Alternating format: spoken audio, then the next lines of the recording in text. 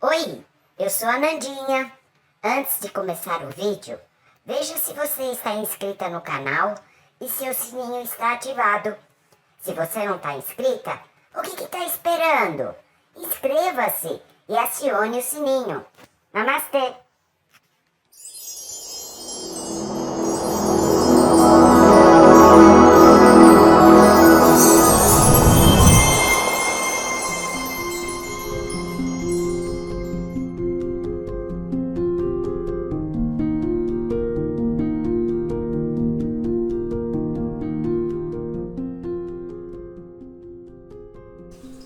Olá, queridos inscritos. Hoje vamos dar continuidade à nossa jornada da autossabotagem. Nesse terceiro capítulo, eu irei falar sobre a armadilha, que é você não permitir que se metam em sua vida. E para isso, encontrei uma frase muito interessante, que diz o seguinte: ter confiança mútua não é para respeitar-se menos, e sim para autoestimar-se mais. Uma das necessidades do ser humano é a intimidade. A intimidade de se conhecer melhor e permitir que os outros te conheçam, que conheçam melhor a sua história. A intimidade faz com que você estreite relações com uma pessoa. Apenas estreitar o vínculo sem com isso significar que o outro terá poder sobre a sua vida. A intimidade não é dar o controle de sua vida ao outro, e sim compartilhar sem perder o controle. Muitos podem até rejeitar sua emoção e opinião, mas nunca deverão manipular o seu destino. A intimidade não significa sexo. É estar na pele do outro sem perder a própria. Dar boas-vindas ao outro em seu território. Podemos ter intimidade com o outro sem manter relação sexual com ele ou com ela. O sexo faz parte da intimidade, mas não é a própria intimidade. Pense comigo, quais são as pessoas mais felizes que você conhece? Aquelas que prosperaram na vida sobre vários ângulos da prosperidade? A vida deles tem sexo ou tem intimidade? Pode até ter sexo, mas a base de suas vidas é uma farta experiência de intimidade. Essas pessoas têm pessoas com quem compartilhar a vida, têm um genuíno interesse nas pessoas que a cercam. São pessoas com boas relações interpessoais. Te aconselho a manter intimidade com aqueles que têm a mesma meta que a sua, o mesmo propósito e visão de vida. Ao praticar a intimidade, você estará trabalhando, edificando e construindo um projeto em comum, respeitando a integridade e a capacidade de decisão de cada um dos envolvidos. Envolva-se sempre com pessoas que te façam crescer e que a ajude a ser quem sempre desejou ser. Ao contrário desta colocação, você estaria se sabotando. A intimidade cresce com o tempo. Por isso que você pode perceber que quando crianças e adolescentes fazem amizades, as amizades são duradouras. Diferente dos adultos, que quando fazem uma amizade, se encontram para ir juntos, por exemplo, ao cinema ou jantar. E neste tempo, neste momento, não existe intimidade nenhuma, porque foi algo que foi planejado. Na fase inicial de nossas vidas, nada ocorreria que fosse planejado. A intimidade cresce com o tempo. As crianças, os jovens, os adolescentes, quando fazem amizade puramente por desejarem estar em companhia um do outro. Já os adultos, quando fazem uma amizade, normalmente é algo planejado, do tipo convidar para ir a um cinema, convidar para ir a um jantar. Não existe uma intimidade como ocorre quando criança, quando adolescentes. E este é um grande motivo que faz a diferença na vida das pessoas. O ter amizade, formar certa intimidade, pensando, por exemplo, num jantar. Daí não pode surgir nada que se torne tão íntimo, a não ser interesses. Hoje, enquanto uns, por medo da rejeição, da desqualificação e da crítica, fecham-se em si mesmos, outros pensam em como aumentar sua rede de relações interpessoais. Na infância, na juventude, na adolescência, essa preocupação não existe. E aí a intimidade que é formada é duradoura, o que não ocorre já na fase adulta, com algumas exceções. Quais os fatores onde a intimidade ocorre? A intimidade ocorre nos níveis de opinião, nos níveis dos sonhos, dos sentimentos e nos níveis espirituais. No nível da opinião, todas as pessoas têm opiniões diferentes entre si. Ninguém é obrigado a pensar como você, já que a outro lado cabe o mesmo direito. As opiniões mudam, não podemos ver tudo branco no preto. Todos têm perspectivas diferentes das situações e da vida. Somos livres para mudarmos de opinião o tempo todo. A pergunta então é: como conquistar um nível de contato com o outro sem nos agredirmos? A resposta é simples: aceitando. Ao aceitar as opiniões dos outros, você consegue praticar a intimidade com o outro e consigo mesmo, consigo mesma.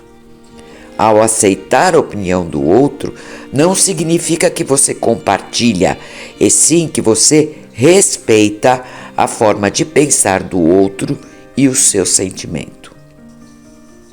Ao aceitar a opinião do outro, não significa que você precisa compartilhar com a opinião dele, e sim somente respeitar.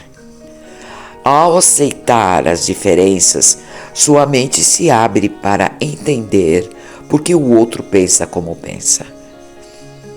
Não é destruirmos a opinião do outro. Eu falo em aprender a tolerar, da mesma forma que os outros irão aprender a aceitar e tolerar a sua opinião também.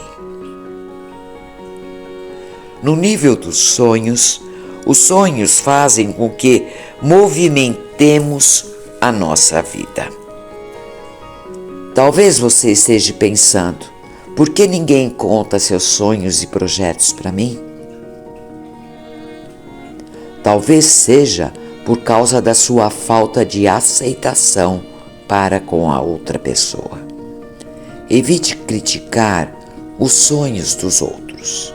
Vou te contar uma pequena história real. Um faraó teve um sonho que nem ele mesmo entendeu. Aquele sonho perseguiu durante bons dias. Angustiado, ele foi em busca de ajuda, de alguém que pudesse ajudar a decifrar e interpretar o seu sonho. Ninguém conseguia ajudar o faraó. E ele, então cansado, saiu do seu reino e resolveu ir procurar uma pessoa, um homem, aquele que primeiro cortasse à sua frente. E ele encontrou este homem. Este homem chamava-se José.